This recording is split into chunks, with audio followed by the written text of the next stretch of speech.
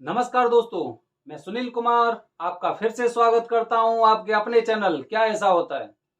दोस्तों, आज मैं आपके सामने कालसर्प दोष से जुड़ी हुई और एक रहस्यमयी एक बात बताने जा रहा हूं। और वो बात आप हर इंसान को जाननी जरूरी है अगर आप कालसर्प दोष की पूजा कराने अगर त्र्यंबकेश्वर जा रहे हैं। तो वो कौन सी बात है? ये तो हम सब लोग जानते हैं कि कालसर्प दोष की पूजा कराने के लिए जो सबसे उपयुक्त स्थान है वो है त्र्यंबकेश्वर। त्र्यंबकेश्वर महादेव जो ज्योतिर्लिंग के नाम से पूरी दुनिया में फेमस है। वहां पर सभी लोगों की मान्यता यह है कि यहाँ पर कालसर्प दोष का इलाज होता है।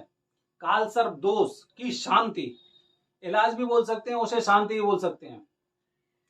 जितने भी लोग होंगे इस धरती में, पृथ्वी पर, जो सनातन धर्म में विश्वास रखते हैं, जिन्होंने अपनी कुंडली के बारे में किसी पुरोहित से, किसी पंडित जी से अगर चर्चा की है, तो वो आपको एक ही स्थान बताएंगे कि भाई आपको त्र्यंबकेश्वर जाना है कालसर्प दोष की पूजा कराने।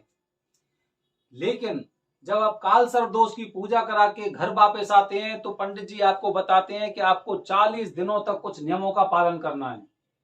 अब 40 दिन के नियम में पंडित जी ने ये सारी बातें तो बता दी कि भाई आपको ये चीज नहीं खानी है, आपको ऐसा काम नहीं करना है, आपको वैसा काम नहीं करना है। खाने पीने से संबंधित जो परहेज होते हैं या नियम होते हैं। लेकिन उसके अलावा भी जीवन में जो लोगों की जिंदगी है उसमें काफी चीजें घटित होती हैं। जैसे मैंने पिछली वीडियो के माध्यम से बताया था कि कैसे हमारे एक व्यूअर ने एक सवाल किया था, तो मैंने उसका जवाब बताया था कि क्या आप अपनी पत्नी से संबंध बना सकते हैं। तो ऐसे ही लोगों के मन में तरह तरह के सवाल उठते हैं। आज मैं आपके सामने एक और सवाल लेके आया हूं और वो सवाल बेहद ही महत्वपूर्ण है, क्योंकि इंसान की जिंदगी का कोई भरोसा नहीं है। जब हम कालसर्प दोष की पूजा करा के घर वापस आते हैं तो पंडित जी हमें बताते हैं भाई आपको ऐसी चीजें नहीं खानी है, इनका सेवन नहीं करना है और साथ में इनका आपको नाम भी नहीं लेना है कि ये कौन सी चीज है। तो ऐसे ही अब एक नई बात जो उसमें से निकल के आई है, और उसमें से क्या निकली है, ये तो जिंदगी है। जिंदगी में न जाने कितनी बातें ऐसी निकलती रहेंगी। आगे भी मैं आपको उन सारी बातों के बारे में बताता रहूंगा। लेकिन जो नई बात है वो मैं आपको बताने जा रहा हूं। कभी कभी क्या होता है, जैसे कालसर्प दोष की पूजा करा के लोग वापस घर पे आते हैं और वो 40 दिन के नियम का पालन करते हैं कि 40 दिन तक उन्हें क्या कार्य नहीं करने चाहिए। उसी दरमियान एक स्थिति ऐसी फंस जाती है कि उसमें इंसान पूरी तरह से एक सोचने वाली मुद्रा में पहुंच जाता है कि अब मुझे क्या करना चाहिए। तो दोस्तों, वही मैं बता रहा हूं कि काफी बार ऐसा होता है कि जैसे कि कोई इंसान अगर कालसर्प दोष की पूजा करा के त्र्यंबकेश्वर से और घर लौट के आए, 40 दिन का नियम वो बड़ी भक्ति भाव से कर रहे थे और बड़ी श्रद्धा से कर रहे थे। इतने में क्या होता है कि जैसे उनका कोई रिलेशन में या फिर किसी फैमिली में या फिर कुछ मतलब एकदम क्लोज, जो क्लोज होते हैं उनमें से, और कोई एक इंसान ऐसा होता है जो इस पृथ्वी से चला जाता है, वो गुजर जाता है। अब जो इंसान कालसर्प दोष की पूजा करा के आए हैं वो पूरी तरह से एकदम विचार करने लग जाते हैं कि अब मैं क्या करूं, करूं या ना करूं। और ऐसा हर इंसान के सवाल में सवाल आएगा जब ऐसी स्थिति पैदा होती है।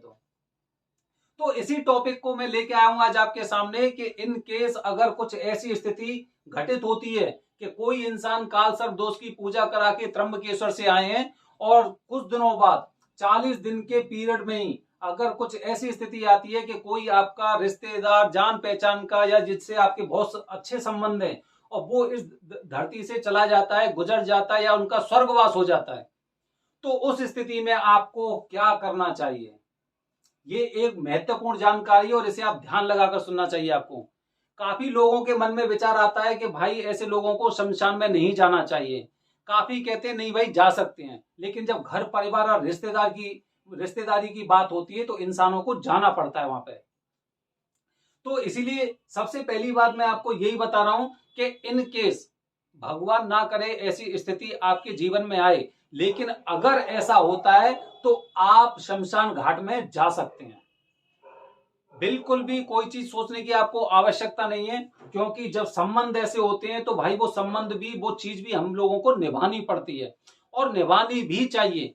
इसीलिए जितने भी ग्रंथ हैं वो पूरा ही पूरे मानव समाज को देखते हुए उनकी रचना की गई थी कि कौन कौन सी चीजों की अनुमति है और कौन सी चीजों की अनुमति नहीं है। तो ऐसे ही अगर ऐसी स्थिति आती है तो वहां पर आप शमशान घाट में जा सकते हैं, इसमें कोई दो राय नहीं है। और किसी भी ग्रंथ में ऐसा नहीं लिखा है कि अगर आप वहां पे चले जाते हैं तो आपकी पूजा खंडित हो जाएगी, ऐसा नहीं होता है। बस आपको एक काम करना है। वो काम कौन सा है? वो काम ये है कि जब आप वहां से लौट के आ रहे हैं तो आपको पूरी तरह से घर में घुसे बिना आपको अपने घर के अंदर नहीं जाना है, बाहर ही आपको पानी का इंतजाम करना है और आपको वहां पर अच्छी तरह से नहाना है। और जब भी आप शमशान घाट से लौट रहे हैं तो अपने मुंह में नीम की पत्ती अवश्य दबाकर आए। अब नीम को चबाते चबाते और वापस अपने घर आपको आना चाहिए और घर के बाहर ही आपको नहाने का इंतजाम करना चाहिए। बाल्टी में पानी भर के या टब वगैरह में पानी भर के या पानी का किसी भी तरह से इंतजाम करके आपको घर के अंदर नहीं जाना है, घर के बाहर ही आपको स्नान करना है। और सारे कपड़े, जो कपड़े आप पहन के गए थे अपने साथ, वो सारे कपड़े आपको अपने घर के बाहर ही धुलने हैं।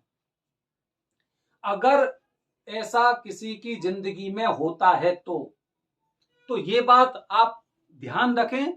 और ये बात बहुत ही ज्यादा इंपॉर्टेंट है कि आपको किस तरह से क्या कार्य करना है। अब इसके बाद क्या होता है? इसके बाद स्थिति ये आती है कि जब कोई इंसान गुजर जाता है तो उनकी कोई बारह बामन टाइप के करते हैं, 12वीं करते हैं या फिर 13वीं करते हैं, ऐसे करके कुछ मीठा भोजन होता है, आप सब लोग अच्छी तरह से जानते हैं। तो आपको क्या करना है? आपको वहां पर उस खाने का सेवन नहीं करना है।